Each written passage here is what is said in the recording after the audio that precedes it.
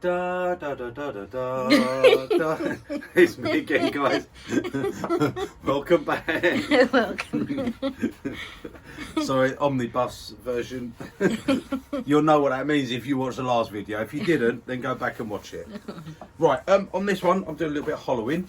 Just doing a hollowing on the butt. Now, if you know, the other day, well, if not, go back and have a look. When I got my 5/8 Thompson spindle gouge, okay, I turned the outside of this from just a square block of sapele, and I turned that. Well, I finished it, and I thought, well, I finished that off the bottom, and I'll hollow it. So I finished it. Now, I'm not one for sapele. Sapele's very old. I mean, look at that. That looks really old-fashioned. It's like Nan stuff, isn't it? Nan's furniture. Nan has mahogany furniture, doesn't she? You know, and stuff like that. I find it very old-fashioned looking, that. But it has actually got beautiful grain, and it's a really beautiful piece of wood. But I ended up putting like a foot on it. That makes it look a bit old-fashioned, because I just feel that wood needs to be... It needed that look. old-fashioned, you know. But I'm going to have a go. I'm going to hollow this. So I'm going to do it with carbide. So don't come out of all that crap with me. Not interested in your scrapers and all that. I'm going to do this with carbide, okay? I'm going to do most of it, I reckon, probably with the 9mm or something, and do some nice cuts and show you how to get the nice cuts. Anyway, that's what we're going to do. I did do this one, and this was done with the carbide, the 9mm round, okay? Now this one I done the outside of with my other 5/8 spindle gouge when I got that. And then I realised I weren't sure, because they're just squares of wood, and I put it on, and I was saying, and I thought, oh, that's Iroko, and I took it off and I put it over there, because I don't like Iroko. But then I didn't cut the tree down, so it's not actually me. Because if you know by legend, you know, the man that cuts the Iroko tree will have misfortune, so you won't earn no money. In other words, you won't gain no money from cutting the Iroko tree, is legend. So I never cut the tree, and I didn't, so I'm playing ignorance on that. It wasn't my fault. But anyway, I finished it off, okay, and it comes out really nice. I've just put a bit of oil on it, that's all. And that's carbide, okay, for hollowing that. That's carbide. Finished that. Finished off with one pass with the 12mm AU. Like I said, no better tool in the world for hollowing, for finishing bowls. Right. Not just my opinion, fact of nature. There you go. It's a fact. Fact of life. It's a fact of life. That is. There you go. Right. Anyway, I'm going to hollow this one, okay? Because I think this is going to look quite nice actually when it's done. And yes, believe it or not, I've got a tenner that's going to fit my new jaws. Right. Now you would think, because these are quite like, they're gripped like serrated, as if they're serrated, and you would think they would mark, but they don't. They're fantastic jaws, because when you do your dovetail bit, as long as you don't round the edge and you leave this nice crisp bit there, okay, that goes into one of the slots, so you can tighten it up, you can pop it in like that. You get a fantastic secure hold with hardly any pressure being put on. Okay, yes, I have got it set so it would be, there's like a 6mm gap there, which would be on a perfect circle. Okay, and when you turn it, take it off, you look, there is not a single mark on it. You would never know it had been put back into a chuck. So there you go, and that's exactly why I wanted these jaws, because I do not like, unless I have to, tight quarter. That's it.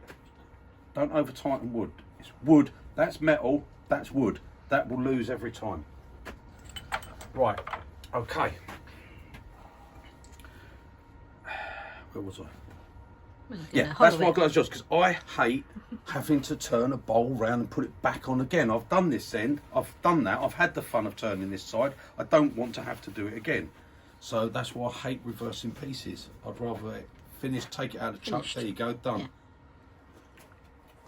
Job done. Right, okay, so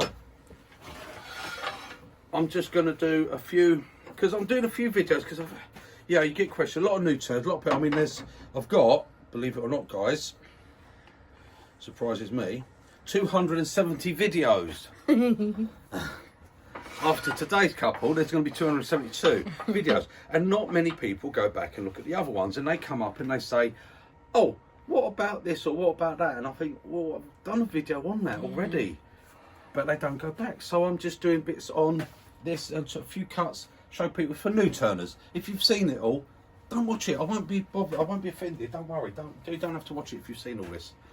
Okay, you've seen these tools used before. So I'm probably going to start off now.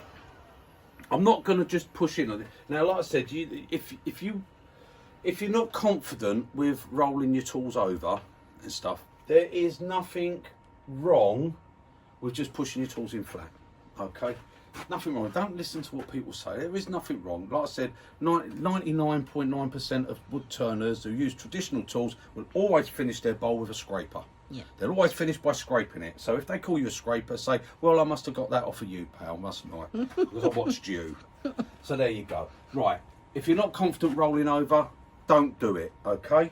You can push in flat, there isn't a problem, but you will not get as good a finish, no matter what you do, okay?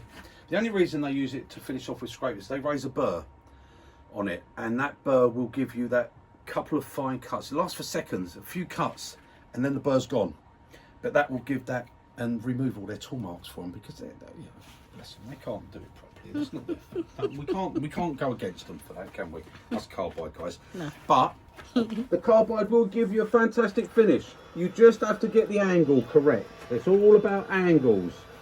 Right, so I'm going to start off, as always, because I absolutely love it, a little bit of my 6mm, okay? Now that, as you can see, that's not on bang on centre there, so I'm going to come up just the tiniest little bit.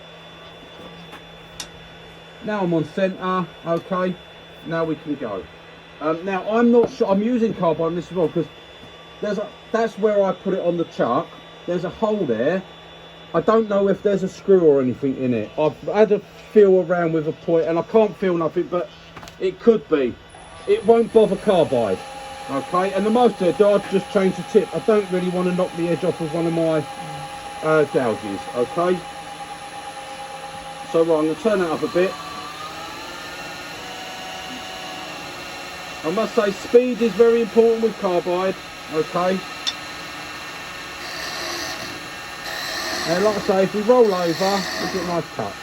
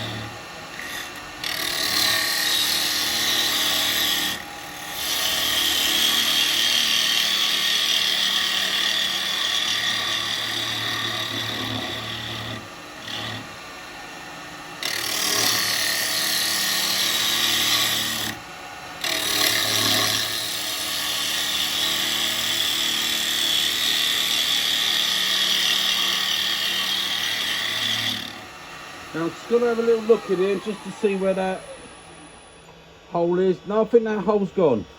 Okay, so we didn't have no screws. Okay, well, look at that finish.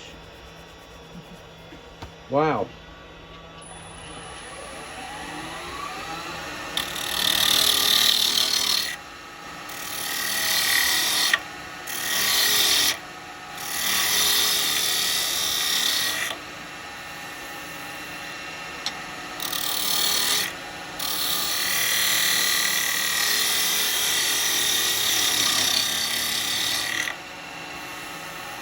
Right, that's nice. I'm just going to get where I want my ring to be. I'm thinking about there.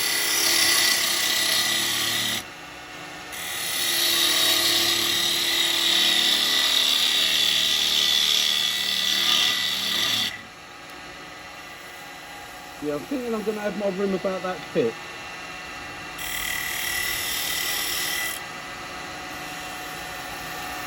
Yeah.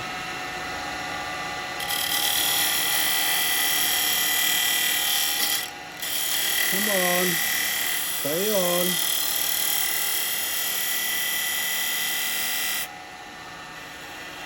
We'll put a little detail there like that.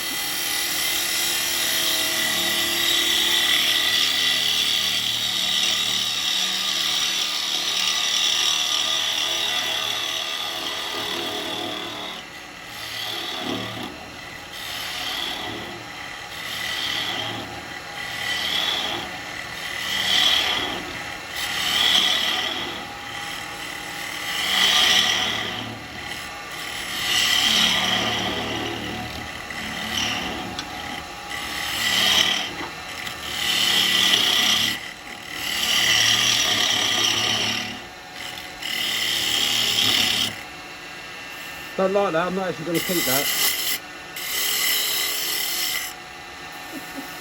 Didn't like it, I was just showing off really.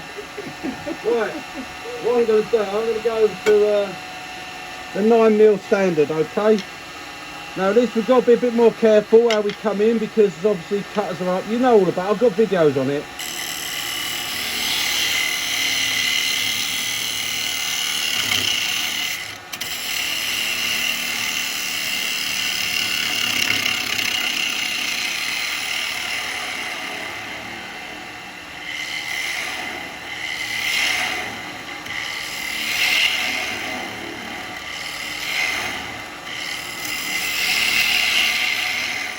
Now I think now I'm going to be a little bit high. Yeah, look, I'm a little bit high there. Okay.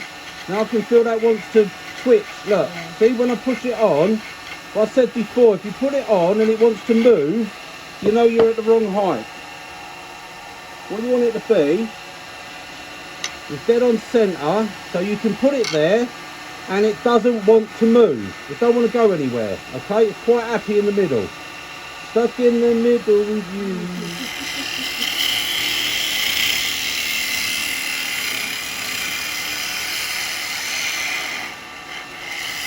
Now we don't get no nipple.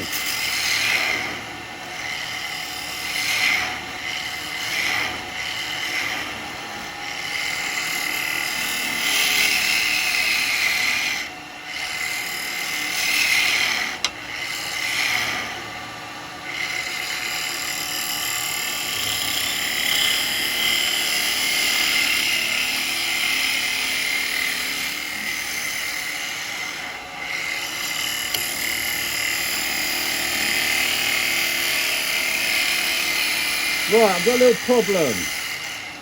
No, I don't want a wee-wee. And my handle's hitting on my bed. I'm just going to drop my tool in a little bit. Because I have a rather large tool handle.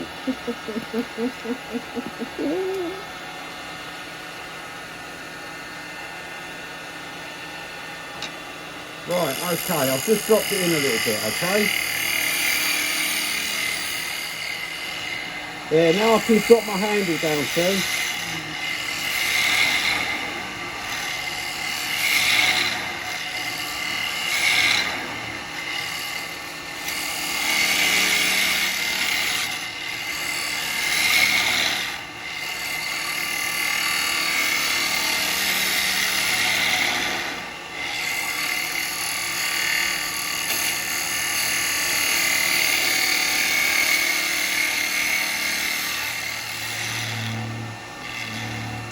We do this, just have a bit of fun with it, guys. Get the feel of your chisel. Get the feel what the tool can do. You know, you can come out as well.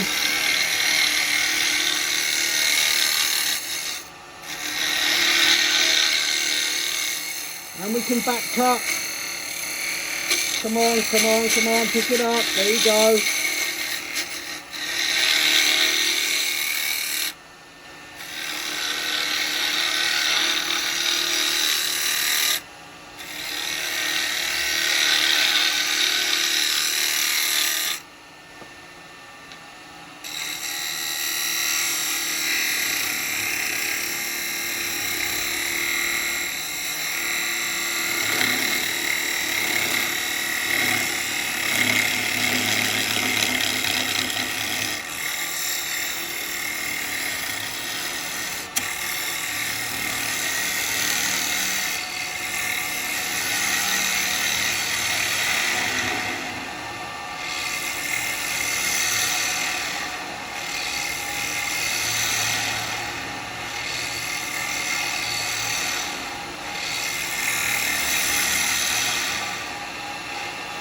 Remember, we don't want no tool marks, no bevel rub, no nothing like that.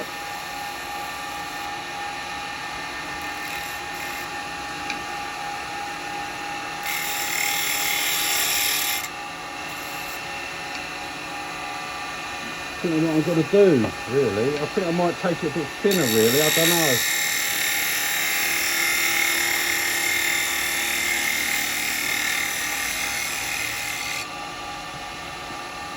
Yeah, to get it a bit thinner, I've got to be careful where I come in here. It's better to come in a little bit flat. Get your edge done.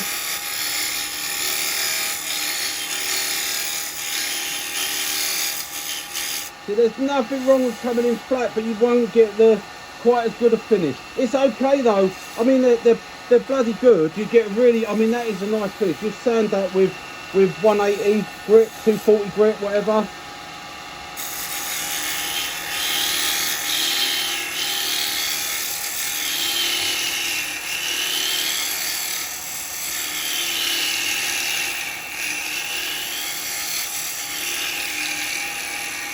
Right, see, the dangerous side is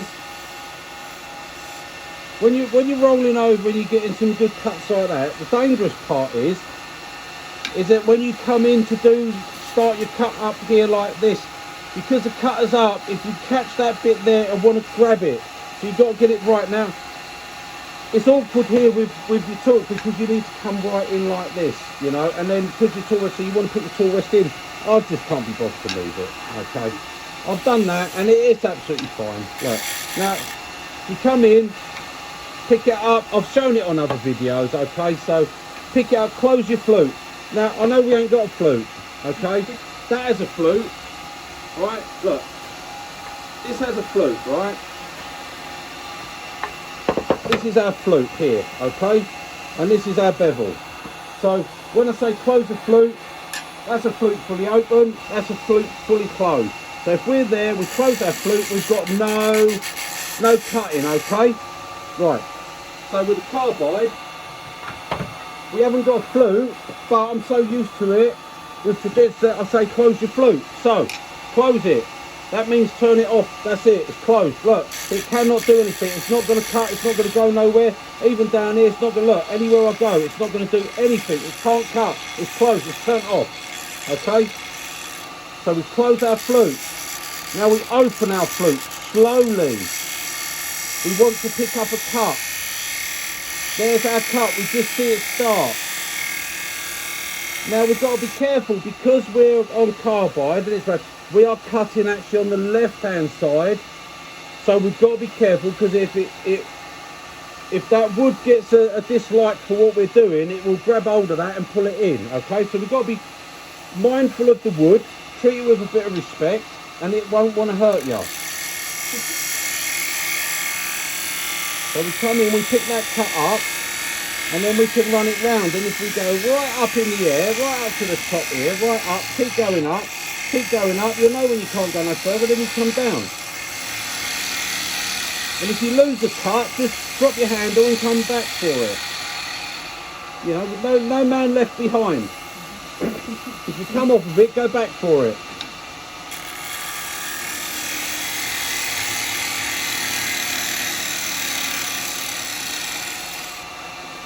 Right, okay.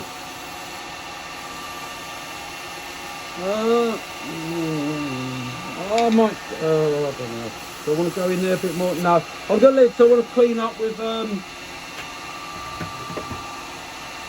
only tool that can do, right, actually I'm going to do a little bit with, I've got the SCH3, okay. So this has a 12mm cutter, and this one's at 45 degrees, so just come in and let the tool do its work, but it's always best to drop your handle a little bit.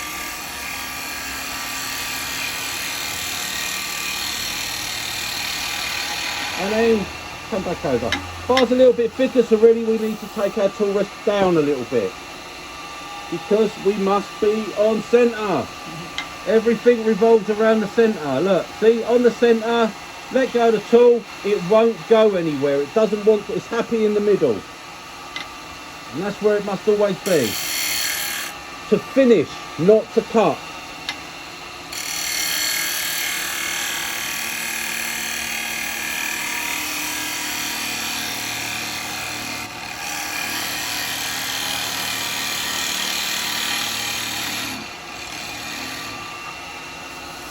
Right, now, I think I want to take a little bit more out of there. Personally. So I'm going back to my little 6mm.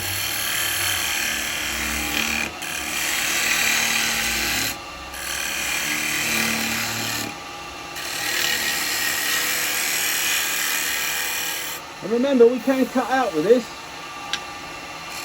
because it's our 6mm.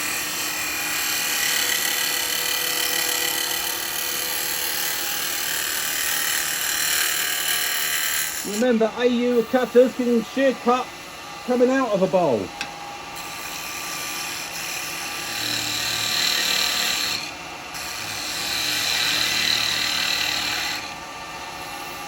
Right, that's got me a little bit more out of there.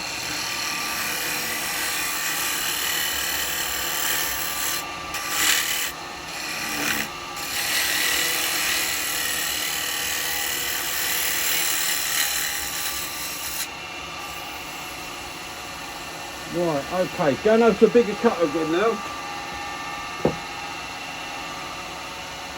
Right, and this time I'm going over to the 12mm on the round bar.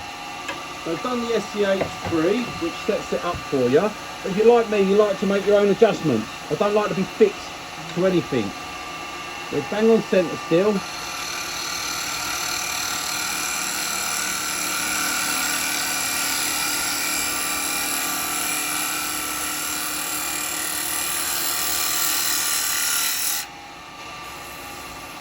Right, we're all good there. We've got a little bump there.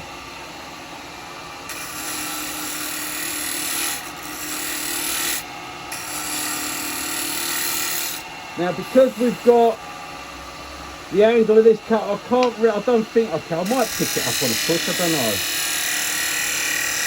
Yes, I can. I was going to say that I can't get that on a push cut, but I can.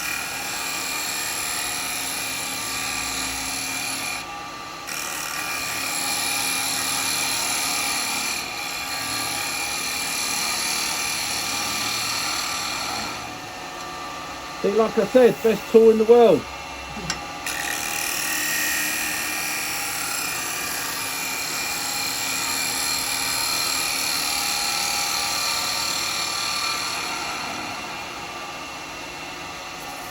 Right, that's, I think, okay guys, I think I'm going to go with that and do a little bit of sanding on it. Let's have a look at the finish we've got first, let's see.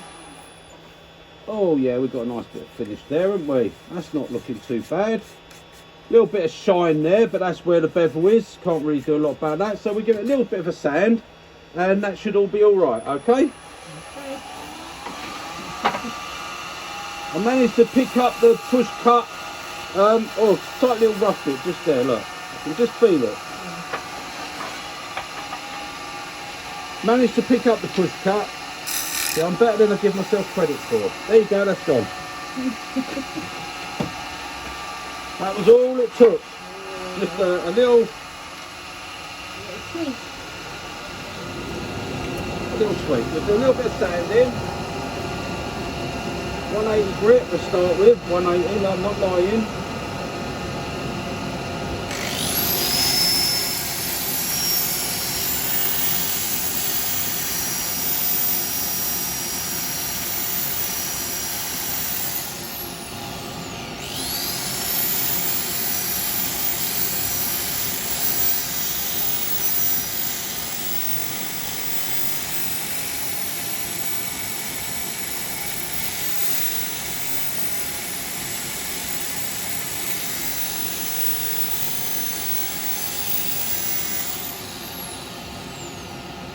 That's actually the grain there, the grain pattern.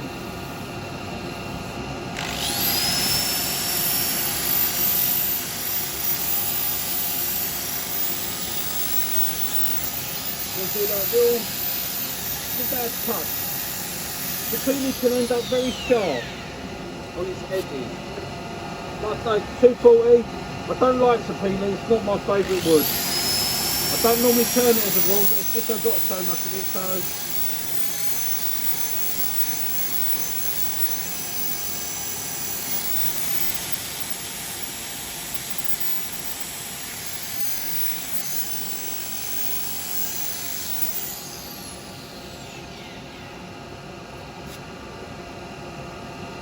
And that's a 320. Bit dusty because it's been used.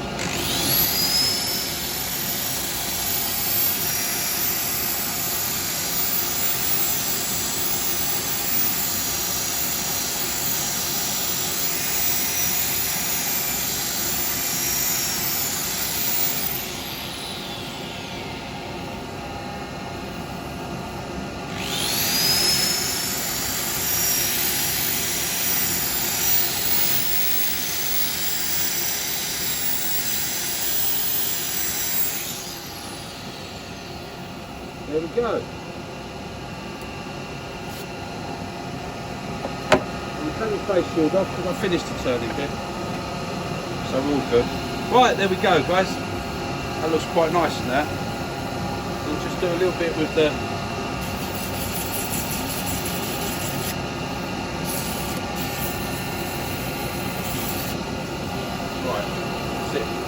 I'm going to put a bit of oil on this, and as usual I like to put the first bit on with the lathe turning.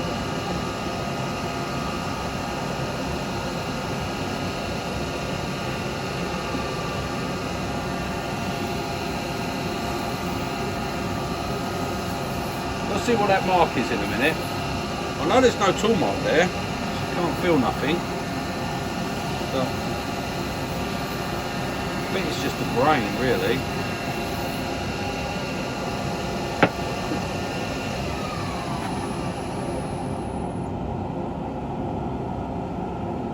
No, that is a little bit of torn grain just there. Look, I can just see it. Right. See, that's what happens when you put the oil on. Something like that will show up. Right, we've got to come in and get rid of that. We ain't having that. I ain't having that. Right. Now, the trouble is, because I just put oil in it, I can't bloody see it.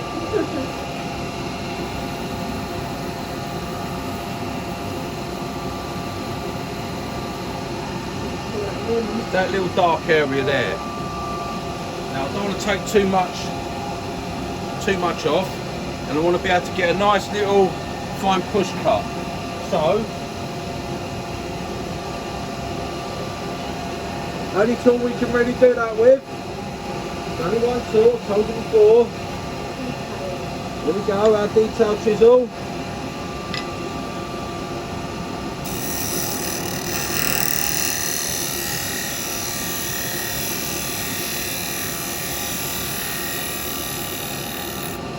We're going to gently ease out of it now. We've got a little bump there, so we're going to have to go.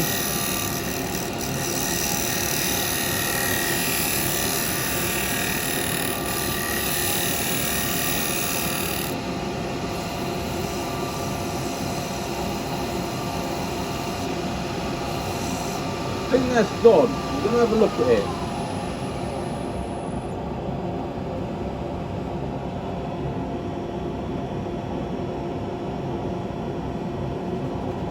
I've actually taken it out.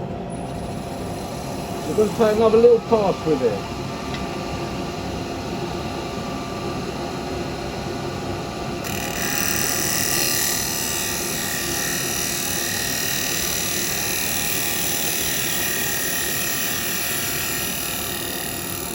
Right, and I'm letting it run out as it gets to there, because then I'll take that up with the SCH, because this, the detail won't go across the bottom. It won't like the bottom.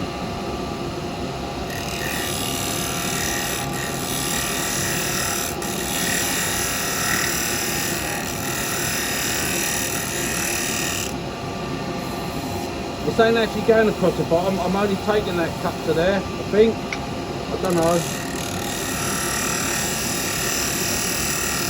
I'm a liar, I am.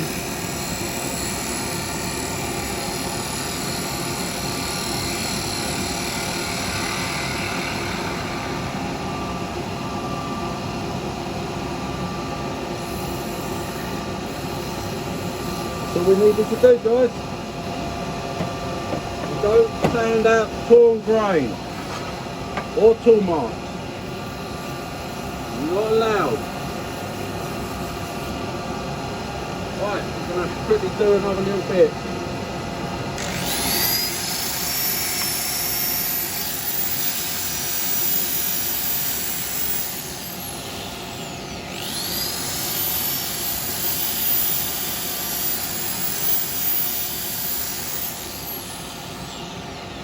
Okay, I'm going to take much this time.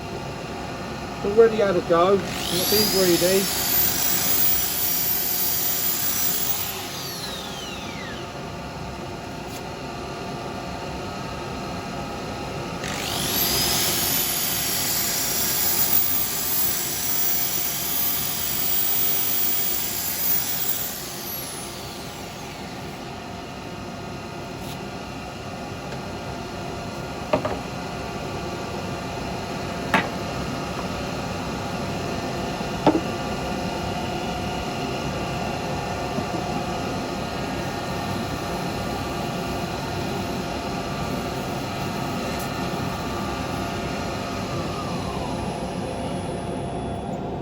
Face shield off now.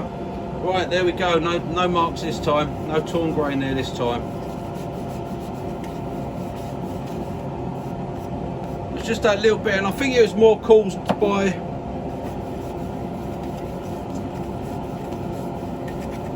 the I think it's the bar actually caused it more of the chisel rather than anything. It's one of the, as I've said before, if the carbide's got a downside, the only downside is it's got that bar. It has to be connected to a bar. You know, you can't have a carbide cutter just on its own. You can't. It cuts your fingers when you try and hold it. So, yeah, that's the only downside of carbide. If I have to say there is a downside, it's the fact that the cutter has to be mounted onto a bar, and it's the bar that causes the marks, not the cutter itself. So there you go. Anyway, we got rid of it and we used the detail to do it. If you're going to have to take another pass and you've got to go down the straight bit, detail chisel, best one for it. Right, there we go, guys. Done. Okay. And very old-fashioned looking, but it's finished. It's a bowl. Right. Okay. Yeah, I like it. There you go. Right. Okay, guys. Just another quick little video, just putting some little quick ones up. So if you're interested in how to do the rolling, if you want to use them flat, guys. It's not a problem. You know, get your speed up and you'll get really good finish with it. If you like the idea of rolling them over and having no torn grain and very little sanding, you know, you don't want no torn, you want a lovely smooth finish like that, no torn grain on it, perfect. Okay, and that's it. I will see you on the next one, guys. Toodle pip. Bye, guys.